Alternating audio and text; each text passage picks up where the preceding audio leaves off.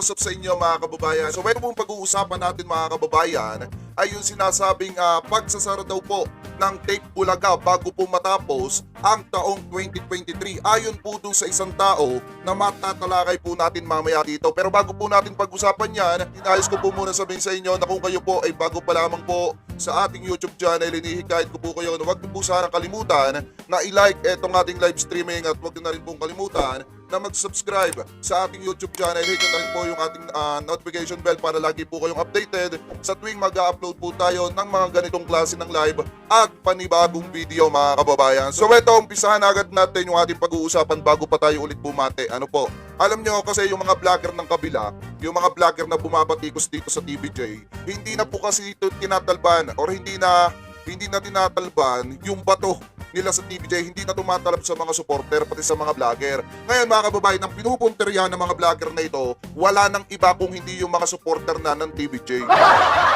Yun po yung malupit dito. Pero mga kababayan, uunahin natin ito. Yan. Ito yung gusto nating unahin dahil ito yung maganda-gandang gawan ng reaction video. Ano po? So ito, umpisahan na natin bago pa umpisahan ng iba. Eto, click na natin mga kababayan ha. Gawa natin agad ng reaction video. As gusto lang natin mag-react kung sa sinabi niya, sikat na sikat kami. Alam mo, Alam mo yung napansin ko dito, hindi yung sinasabi niya mga kababayan eh. Yung napansin ko talaga dito malupit. Habang nagsasalita si Sir, etong si, ano po pangalan nito? Nakakalimutan ko. Pag hindi kasi kilala, nakakalimutan ko agad. Pag hindi talaga kilala, nakakalimutan ko agad. Etong si Lakay Reagan, ulitin. Sabi niya mga kababayan habang nagsasalita siya, eto lakihan ko ha.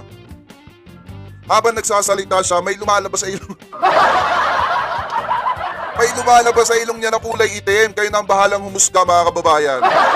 Eto, ang totoong ulitin natin. as gusto lang natin Ito na sa may gitang ilong niya. Ano ba to? Buhok? Buhok ba to mga kababayan na gusto rin magbigay ng reaction? Ganun ba? Anyway, pagpatuloy pa natin. react kung sa sinabi niya, sikat na sikat kami. Alam mo, Grabe. Sundutin mo! Sundutin mo, napasok! Nalabas! ang totoong sikat, hindi gumagawa ng issue or hindi kinakabit lagi yung pangalan doon sa ganun para siya pag-usapan. Yun ang totoong sikat. So parang ang pinapalabas nila, di ba nagbitaw si Sir Joey De Leon. Sabi nga dito, eto doon sa kanyang source na lang, Joey De Leon say it Bulaga brand TVJ remain relevant after nearly 5 decades or 5 dekada. Or ibig sabihin 50 years mga kababayan. So parang ang pinapalabas nila dito, lagi daw sinasabi ni Sir Joey De Leon na siya daw ay sikat. Parang ganun po yung pinapalabas nila dito. So ngayon, ang punto nila dito mga kababayan, kung ito daw pong si Sir Joey De Leon ay sikat at saka ang TVJ, bakit daw po laging ikinakabit yung TVJ mga kababayan dun sa issue? So ngayon, sabi ko naman, ang ano naman natin dito, ang rebat naman natin dito mga kababayan, wala lang namang iba kung hindi, alam naman natin pare-parehas na ang TVJ is icon. Icon na sila, legend na po sila sa madalit salita. Pag itinanong ninyo sa mga matatanda, yung TVJ, isa lang ang papasok sa isipan po nila. Nako, kahit hindi na naman magtrabaho yung mga yan, sikat na yan. Legend na yan. Yun kasi yung hindi nila maintindihan. Ano po, lagi nilang sinasabi, eto daw TVJ, mga matatanda na, senior na, ano kung senior? At least naging senior sila mga kababayan na kinikilala ng sambayan ng Pilipino. Dahil napakarami nilang napasayang tao. So ngayon, doon sa sinasabi nilang sikat, etong si Sir Joey De Leon ng TVJ, sikat naman talaga sila kahit anong gawin nila mga kababayan, kahit balibalik na rin man natin yung mundo, talagang TVJ at TVJ pa rin yung pagkakakilala ng sambayan ng Pilipino. Tito Vic and Joey, sikat talaga sila. Ano po, kaya kung hindi ninyo matanggap yon, ewan ko na lang sa inyo. Maghanap kayo na kausap nyo. Lolo, diba? Sige, huwag mong pag-usapan yung iniwan mong show. Tingnan natin kung sikat pa kayo. Wag daw pag-usapan yung iniwan show, tingnan lang daw kung sikat pa daw. Kahit nga punahin yan yung buhok mo sa ilong. Diba mga kababayan, alam niya si Sir Joey De Leon, kahit yun nga kay Noli De Castro, di ba? Hindi naman, wala namang kinalaman yun doon sa Itbulaga, pero nung pinitik ni Sir Joey De Leon, di ba pinag-usapan, sikat. Yun yung hindi nila alam, mga kababayan, kasi yung utak nila, gano'n. Anyway, Actually, hindi naman kayo yung nagdadala yung show doon eh. Ang nagdadala na daw ng show doon si Wally Bayola at saka si Jose Manalo. eto mga kababayan, sa pagbablog kasi, alam nyo, makikita nyo kapag yung isang tao na gumagawa ng video, hindi sigurado sa lahat ng sinasabi. Ang daming ginagawa niyan sa katawan, sa parte ng katawan, gaganon-ganon, gaganon-ganon, gaganon-ganon, kulang na lang gumanon. Diba? Kulang na lang gumanon dahil hindi alam yung sasabihin. Kasi ang isang tao, pagka nagsisinungaling, tandaan nyo to palagi, hindi yan makatingin ng harapan, hindi makapagsalita ng ayos, at ang daming pagdalaw ng kanyang katawan. At saka yung sinasabi niya na puputol-putol. Dahil hindi alam yung sinasabi. Pero yun yun, dito sa parating to, makikita nyo hindi siya sigurado sa lahat ng sinasabi niya.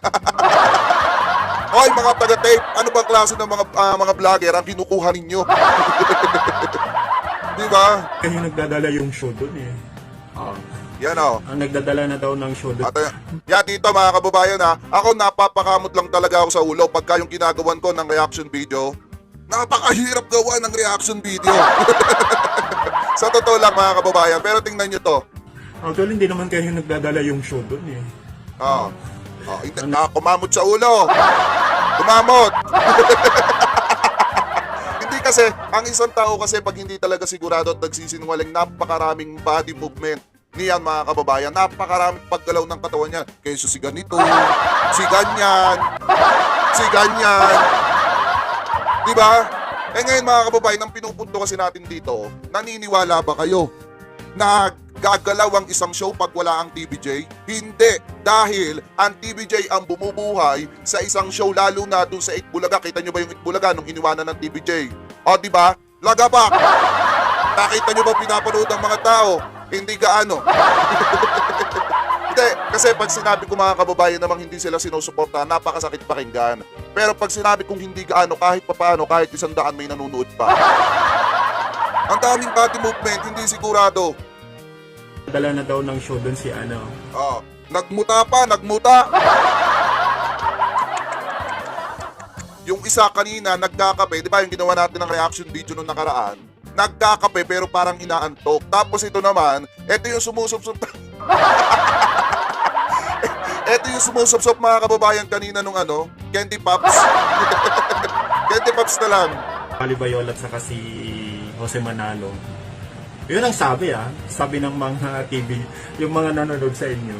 Yun daw yung parang... Nako, chismis ka pala boy.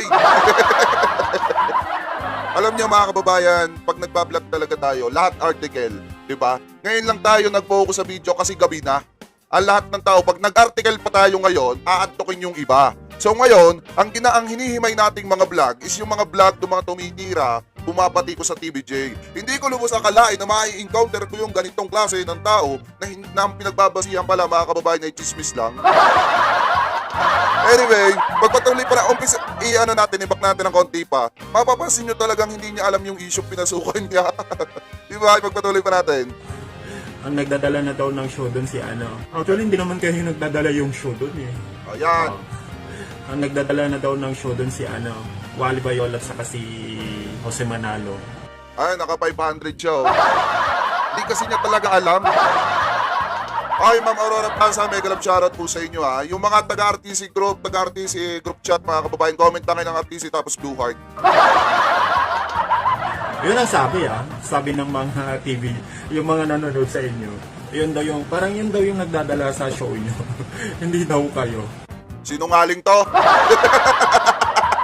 Sinungaling to, mga kababayan, sinungaling to. Paano sasabihin ng mga supporter ng TVJ na hindi na TVJ ang nagdadala ng show? Kung yun nga pong loyalty ng mga legit Dabber Gods ay nasa sa TVJ. Boy, sinungaling ka. Masama sa isang vlogger ang nagsisinungaling. Namimilipit yung dila. Diba mga kababayan? Alam niyo magagawa pa ng kwento, magsisinungaling pa, hindi pa sinaulo. paano sasabihin ng mga supporter ng TVJ yan?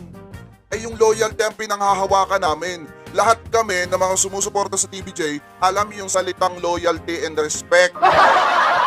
Meron ba kayo nun? Anyway, pagpatuloy pa natin. Okay. Okay. Hindi ko alam eh. Okay. Hindi ko din alam eh.